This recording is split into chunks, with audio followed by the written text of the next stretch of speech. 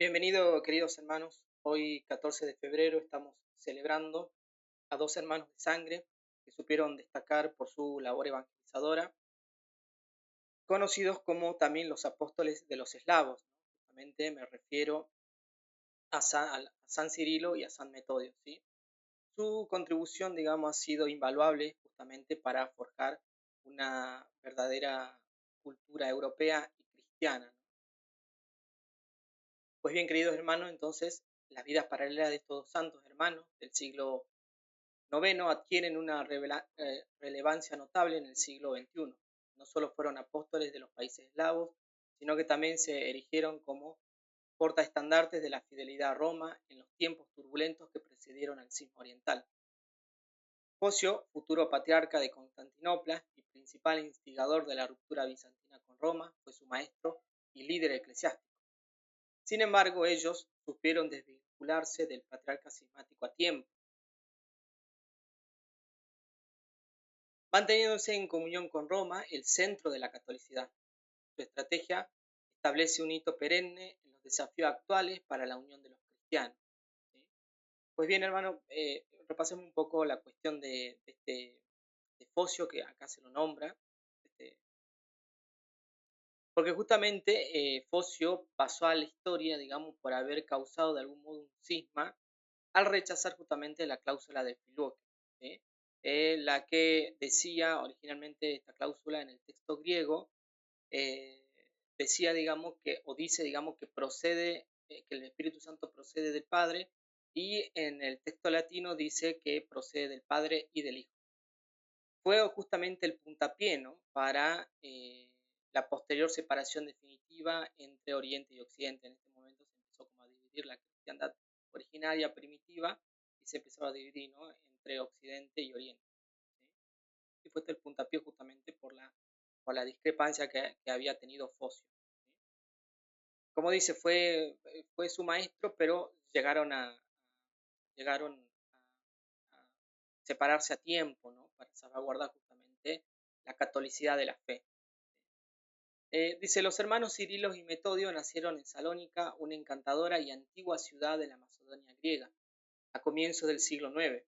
Esta ciudad era conocida por su carácter cosmopolita y los tesalonicenses con entusiasmo aprendían los idiomas más diversos, enorgulléndose de comprender incluso a los bárbaros del norte y mantener un comercio activo con las regiones más remotas de Panonia, Misia y Dacia. El valle del río Vardar, en cuya desembocadura se encuentra la ciudad, actuaba como un corredor de entrada a la península balcánica y a la región danubiana. Por esta razón, los emperadores bizantinos consideraban a Salónica como una plaza fuerte de gran importancia estratégica. La pérdida de la ciudad significaba el fin de la dominación griega en los Balcanes. Aunque eslavos y búlgaros intentaron apoderarse de Salónica en varias ocasiones, fracasaron y acabaron estableciéndose pacíficamente en los suburbios de la ciudad. Fue entre estas gentes sencillas que los dos hermanos aprendieron el difícil y poco desarrollado idioma eslavo, ¿sí? Este es a grandes rasgos, digamos, el contexto sociocultural, político, en el cual desenvuelven su vida estos dos santos, ¿no?, Cirilo y Metodio.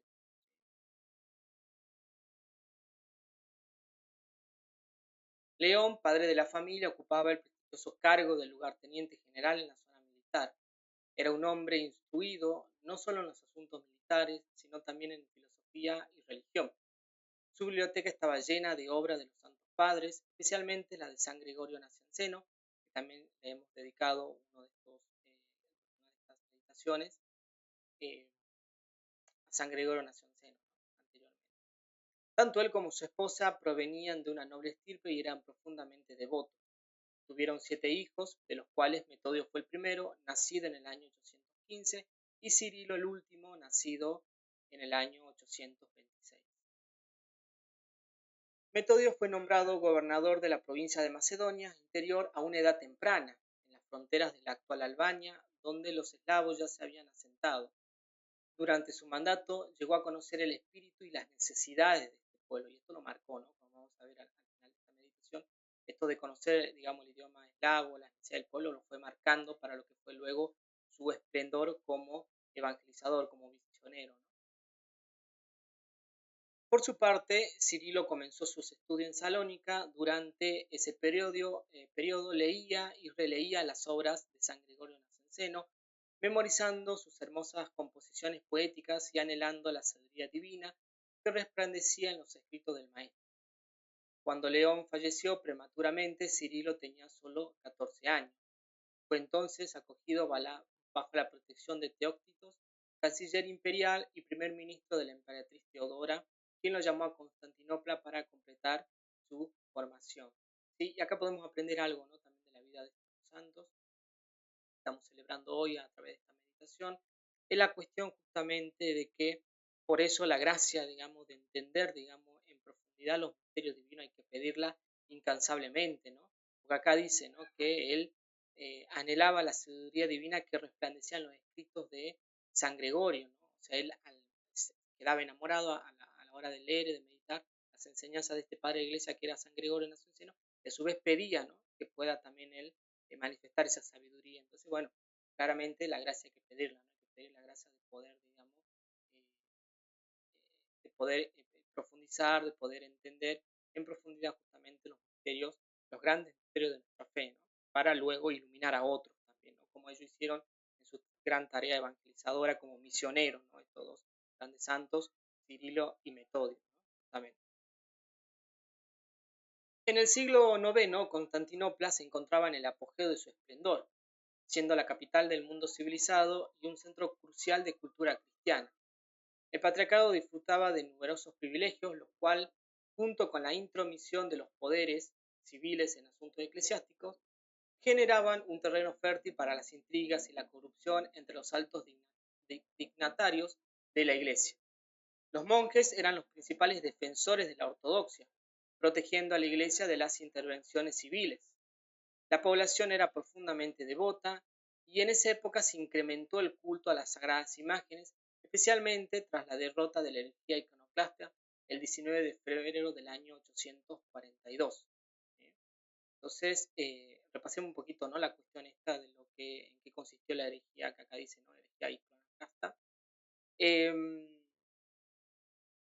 Fue básicamente un rechazo, ¿no? Los que eran defensores de esta herejía rechazaron toda representación religiosa, sobre todo las de nuestro Señor Jesucristo.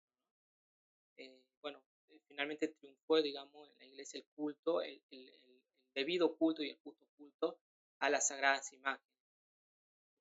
Pero bueno, fue un rechazo, ¿no? Un rechazo a cualquier representación religiosa.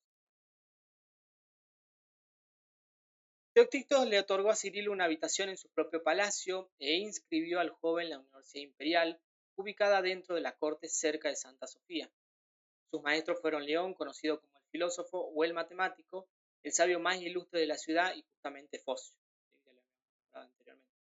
A pesar de ser el precursor del cisma oriental, Focio poseía un vasto conocimiento y grandes méritos en los campos de la filosofía, la historia y la teología. En ese entonces todavía Focio era seglar. O sea, hay que valorar que tenía un gran conocimiento. Es más, Focio escribe una obra que se llama Biblioteca, donde hace un inventario, digamos, de todas las obras que él había leído, ¿no? Y casi la mitad eran obras teológicas, religiosas, y la otra mitad de las obras que él nombraba que había leído eran obras más bien de ciencia profana, como la filosofía o la medicina de su época, ¿no? Así que era una persona bastante instruida, a pesar que luego eh, comienza con él la cuestión del cisma, ¿no? Del cisma eh, de Oriente, de separarse, ¿no? Occidente de Oriente. Dice, Cirilo hizo significativos avances en el conocimiento de la antigua clásica y en las obras de los santos padres. Sin embargo, no pudo mantener relaciones cordiales con el arrogante Focio, quien detestaba al canciller, a la emperatriz, al santo patriarca Ignacio y a los monjes en general. Desencantado con la vida oficial, Cirilo decidió retirarse a un monasterio. Ante las súplicas de Teóctitos y la influencia de la emperatriz, Cirilo postergó su retiro. En el año 847 recibió la ordenación sacerdotal y fue nombrado bibliotecario patriarcal, archivero curial y secretario del Consejo Eclesiástico. Ante las injusticias que presentaba diariamente en su cargo, Cirilo desapareció misteriosamente. Obligado a regresar a Constantinopla justo cuando su maestro Focio fue elevado a la dignidad de patriarca, Cirilo aceptó sustituirle en la cátedra de filosofía. Su desempeño fue tan sobresaliente que a los 25 años ya era conocido universalmente con el sobrenombre de filósofo. Recordemos que en esas épocas ser filósofo era como sinónimo de ser una persona muy culta o una persona muy sabia.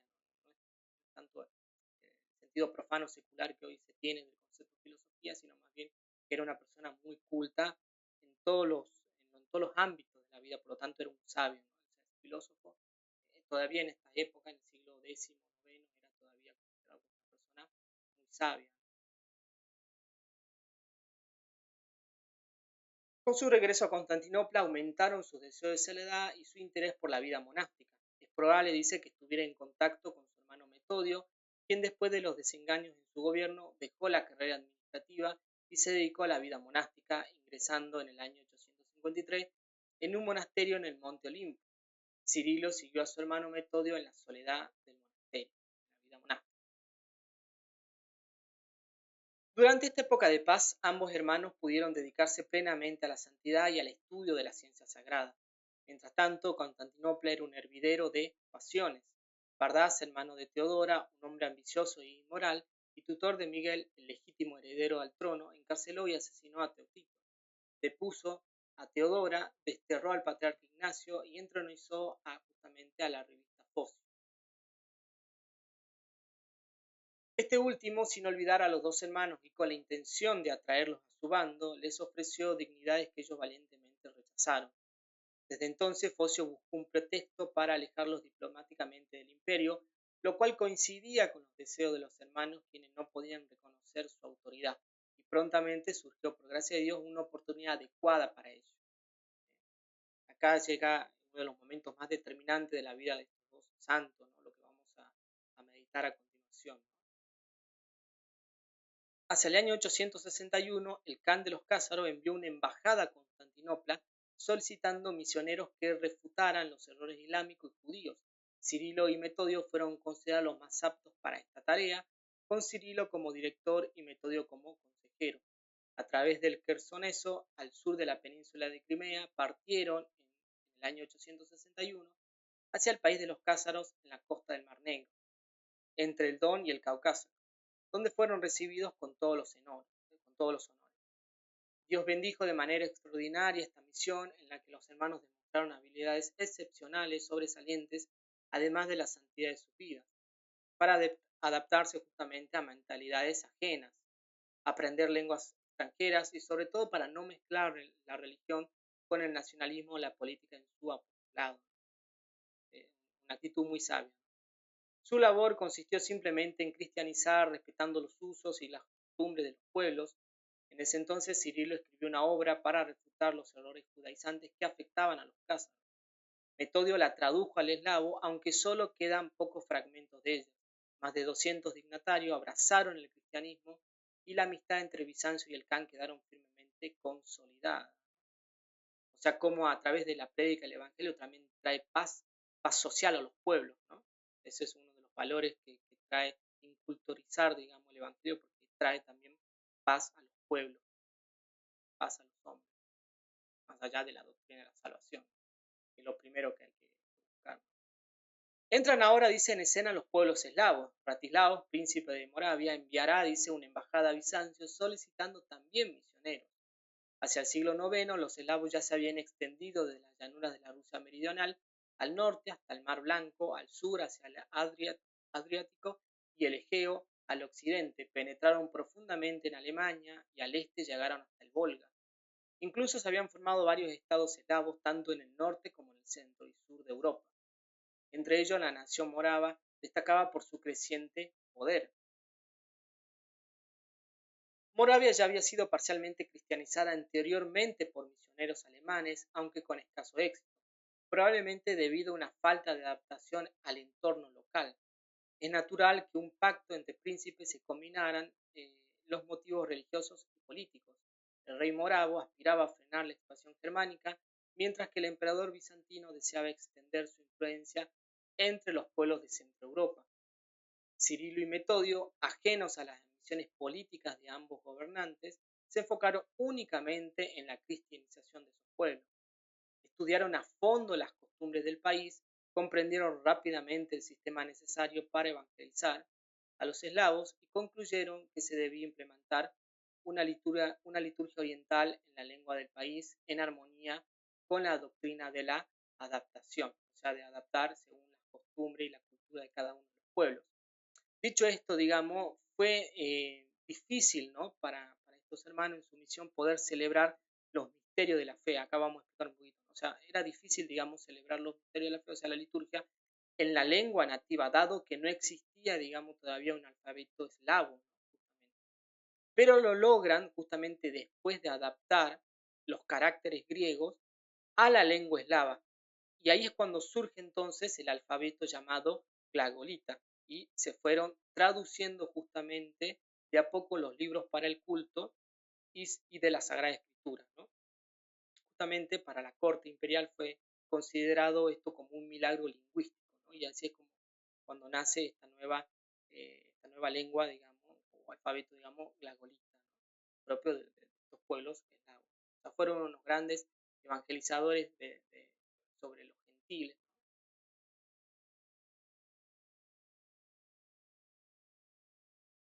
El éxito de los dos hermanos entre los marabos fue inmenso, aunque enfrentaron justamente la tenaz resistencia de los misioneros germanos, quienes lo consideraban vagabundos,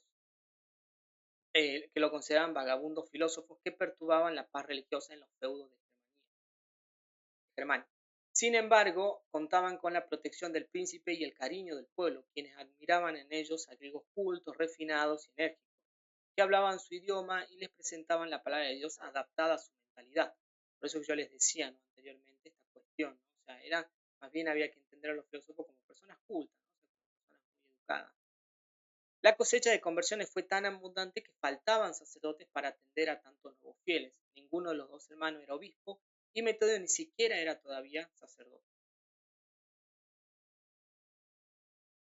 Con la intención de interesar a algún prelado en la tarea de convertir a los eslavos, emprendieron el viaje acompañados de algunos de sus discípulos, atravesaron la parte inferior de la Panonia, donde entablaron relaciones con el príncipe Cosel, quien gobernaba la región como vasallo del imperio germánico. Permanecieron allí unos 6 meses. Cosel aprendió la escritura eslava y puso a disposición de Cirilo a 50 jóvenes de su séquito para que les enseñaran los libros eslavos y los rudimentos de la fe, o sea, los principios básicos de la fe. Él mismo acompañó a los peregrinos hasta las fronteras de su reino y posteriormente abogó ante Roma para que Metodio fuera nombrado obispo de Panonia. Al llegar a Venecia encontraron una fría acogida por parte del patriarca y del clero. Ya prevenido por rumores adversos que circulaban sobre ellos, estos rumores, en forma de acusaciones de apostasía y herejía, habían llegado hasta Roma, promovidos por el clero germano. De no mediar el elemento político que encendía las pasiones nacionalistas y ofuscaba la comprensión de la verdad católica, no se explicaría esta hostilidad contra los hermanos apóstoles.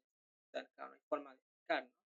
Ellos simplemente practicaban la adaptación tal como lo hizo Jesucristo, los apóstoles y toda la iglesia primitiva al evangelizar el mundo. Claro, ellos ya ponían en práctica una pedagogía propia de la primitiva fe cristiana. Era una forma de poder dar a conocer el evangelio. Era una pedagogía que ya nuestro Señor Jesucristo y los apóstoles habían utilizado.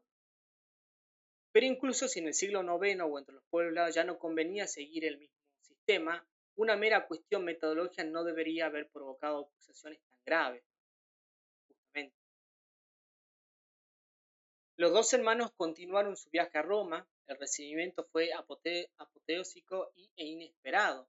Se había difundido el rumor de que llevaban las reliquias de San Clemente, el Papa Adriano II, numerosos cardenales y obispos y una multitud inmensa de ciudadanos le salieron al encuentro y llevaron el santo cuerpo del Papa romano en procesión.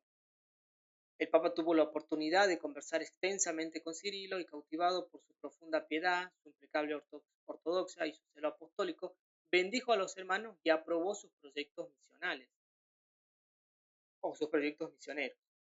Metodio y otros 3 eslavos recibieron la ordenación sacerdotal y celebraron su misa en rito eslavo los días 5 y 6 de enero del año 868, respectivamente. Los libros eslavos, bendecidos por el Papa, fueron oficialmente colocados sobre el altar de Santa María, es decir, Santa María Mayor, simbolizando su consagración, o venía a ser un símbolo justamente de su consagración. Ante una asamblea de cardenales, obispos y teólogos presidida por el Papa, Cirilo presentó sus proyectos apostólicos. Fue aplaudido unánimemente, a excepción de aquellos que simpatizaban con el emperador de Alemania, quienes veían en la nueva liturgia eslava una barrera al poder expansionista de los príncipes germanos. Y ahí podemos ver justamente, ¿no?, una imagen, ¿no?, de estos santos, un icono, ¿no?, de estos santos, Cirilo y Metodio. Se quiso nombrar obispo a Cirilo, pero enfermó desde la misión a los Cázaros, su salud se deterioró rápidamente y tras despedirse de su hermano Metodio y de todos los presentes, falleció en la paz del Señor el 14 de febrero del año 869. Antes de morir y después de recibir los últimos sacramentos, hizo la profesión monacal y cambió su nombre de Constantino a Cirilo. Es importante destacar porque originalmente se llamaba Constantino, luego, como dice acá, cambia su nombre a Cirilo, y así como lo conocemos en la tradición con el nombre de Cirilo y Metodio. Los funerales fueron presididos por el propio Papa, quien ordenó que su cuerpo fuera sepultado en la Basílica de San Clemente, junto a las reliquias que él mismo había traído. Metodio, a pesar de ser mayor que su hermano, siempre había sido su fiel ayudante. Ahora tenía que asumir el liderazgo de la desolada misión morava. Aunque no tenía la misma formación teológica y científica de su hermano Cirilo, poseía un alto grado de habilidad para el mando y el gobierno. Regresó al Oriente como misionero apostólico de los eslavos y legado pontificio. Llamado nuevamente a Roma, volvió a la ciudad eterna acompañado de nobles varones y 20 candidatos al sacerdocio. Metodio fue consagrado obispo a finales del año 869 y nombrado primer arzobispo de Sirmio. Ya para el año 1870, cuando Metodio regresó a la misión para retomar posesión de su arquidiócesis, encontró que las circunstancias habían cambiado. Viatolpok, tío de Rastilao, se había aliado con los príncipes y obispos alemanes. Rastilao, fiel protector de Metodio, fue capturado y desapareció sin dejar rastro. Metodio fue encarcelado en una torre donde sufrió ultrajes y humillaciones durante 2 años y medio, con el objetivo de obligarlos a renunciar a sus cargos y dignidades. Ya en el año 872, el Papa Juan VIII se enteró del secuestro y ordenó bajo amenaza de excomunión que Metodio fuera liberado. El obispo de Ancona lo liberó de la cárcel y Metodio continuó incansablemente con su labor evangelizadora. En todas partes era recibido como enviado del cielo, como un enviado de Dios, como un profeta. Los alemanes intensificaron sus acusaciones de herejías contra Metodio y el Papa le impuso el sacrificio de abandonar la liturgia eslava. Para Metodio, el fracaso de una misión tan fructífera era más importante que el triunfo momentáneo de sus enemigos. Por ello emprende un nuevo viaje a Roma hacia el año 879 para responder a las acusaciones de herejía e innovación en la liturgia. El Papa Juan VIII aprobó plenamente su ortodoxia y su liturgia y Metodio pudo regresar a su misión justificado. Hacia el año 862 se encontraba en Constantinopla y poco tiempo después, el 6 de abril del año 884, falleció entre sus fieles. Se le rindieron grandiosos funerales con oficios en latín, griego y eslavo. Y ahí justamente la tradición nos enseña que, cito, reunido el pueblo en masa con cirios y lágrimas, acompañó a su buen pastor. Allí estaban todos, hombres, mujeres, niños y mayores, ricos y pobres, libres y esclavos, viudas y huérfanos, extranjeros e indígenas, enfermos y sanos, porque Metodio se había hecho todo, para salvar a todos. ¿Sí? Pues bien, entonces, queridos hermanos, en este día que estamos celebrando, estamos haciendo la memoria, meditando la festividad de estos dos hermanos, los santos, Cirilo y Metodio. Entonces, querido hermano, pidámonos entonces la gracia, ¿no?, a nuestro Señor Jesucristo de poder evangelizar a todos a tiempo y a destiempo, con ocasión o sin ella, como dice la carta de Timoteo, ¿no? Y en todo momento para que justamente la gloria de Dios, justamente para la gloria de Dios. Que así sea.